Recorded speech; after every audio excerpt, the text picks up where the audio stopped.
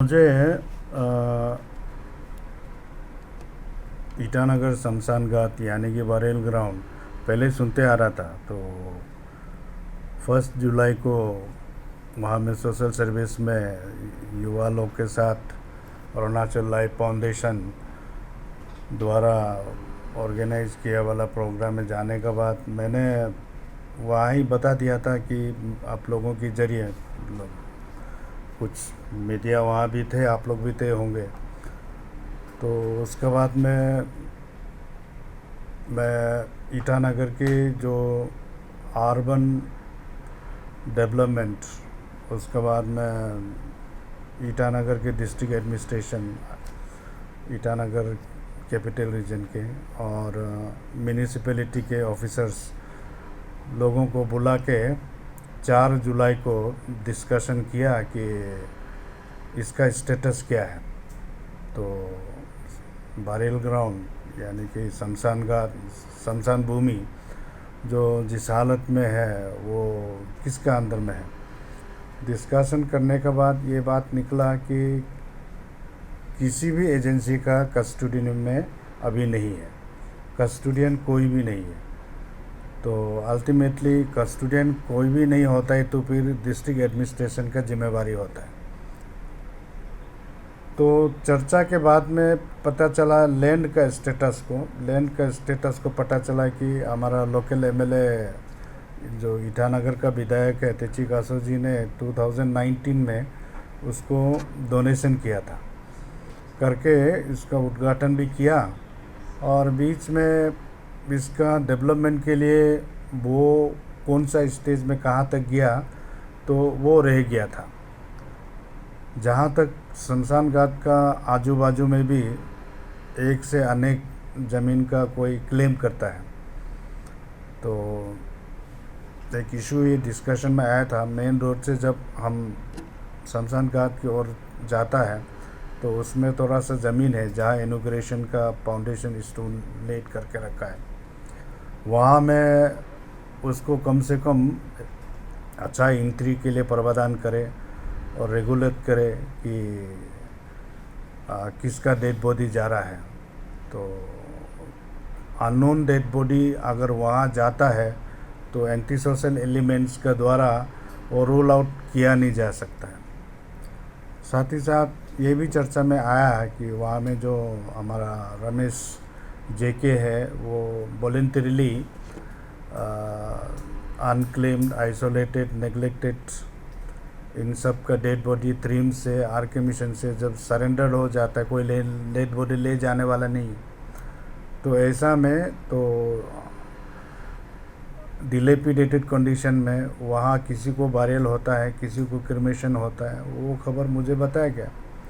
मुझे इसको जानने के बाद ख़राब लगा कि ये सुविधा अगर शमशान घाट है तो बेसिक मिनिमम सुविधा तो रहना चाहिए। तो इसको ध्यान में रखते हुए मैं 1 जुलाई को गया था और वहाँ पहुँचने के बाद में अनुभव हुआ है कि क्रिमेशन तो स्टेट गवर्नमेंट ने फ़ंड किया था,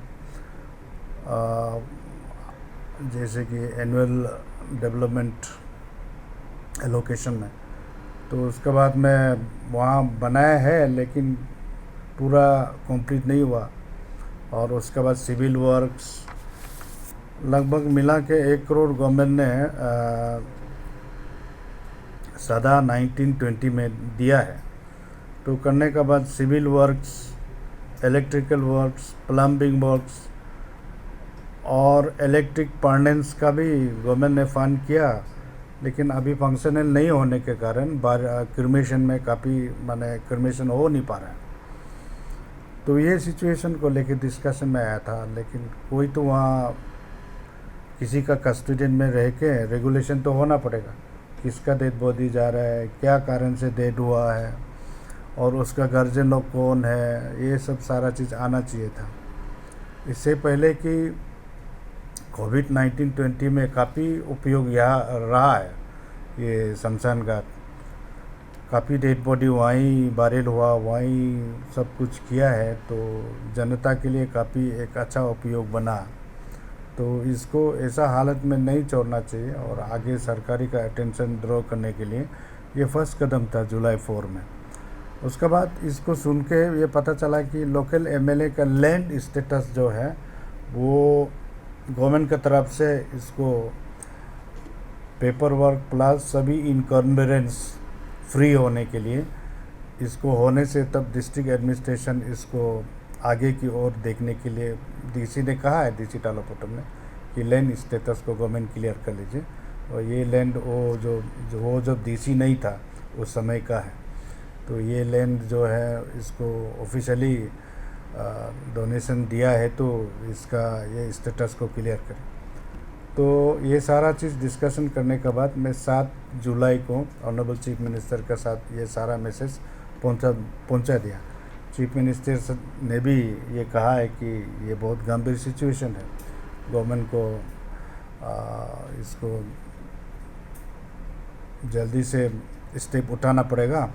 और वो खुद बोला है कि हमने अपना विधायक से बात करेगा लैंड स्टेटस क्या है। लैंड स्टेटस क्लियर होने का बाद तो गवर्नमेंट जनता की सुविधा के लिए करने के लिए तैयार है।